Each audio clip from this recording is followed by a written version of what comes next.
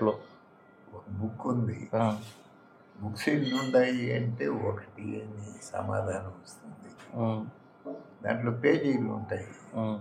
ఆ పేజీల్లో మొదటి పేజీల్లో కూడా ఒకటి ఉంటుంది. ఆ రెండు ఒకటికి తేడా ఏమంటే రెండు లేని ఒకటి బుక్, అవును, రెండు ఉండే ఒకటి పేజీ. నువ్వు రెండు ఉండే ఒకటిగా ఉన్నావు. ఇప్పుడు పేజీల్లో మొదటి పేజీగా ఉన్నావు. మొదటి పేజీకి రెండో పేజీ ఉంటుంది, మూడో పేజీ ఉంటుంది, కంటిన్యూటీ ఉంటుంది. ఎక్కడ అంతమవుతుందంటే బుక్లో చివరి పేజీలో అంతమవుతుంది.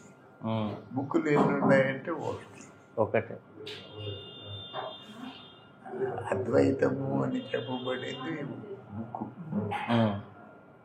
అద్వితీయము అద్వైతము అని చెప్పబడింది. ద్వితీయము ద్వైతము అని చెప్పబడేది ఈ పేజీలో మొదటి పేజీ.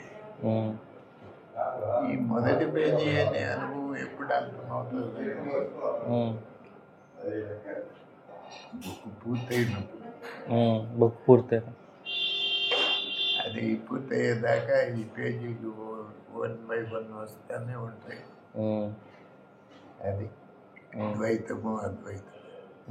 శంకరుడు చెప్పింది కూడా అద్వైతము అని చెప్పబడిందే కానీ అది చెప్పకుండా ఉంటేనే అద్వైతం, చెప్పేసినాక ద్వైతం. పేజీలు కూడా బుక్ అనుకోవచ్చు కదా, పేజీలు కూడా బుక్కే కదా. బుక్లో బాగా ప్రారంభం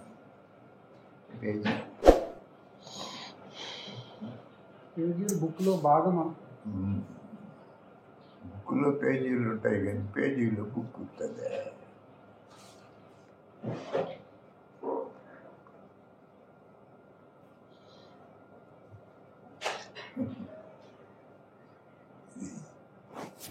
మాటలతో వాదనలతో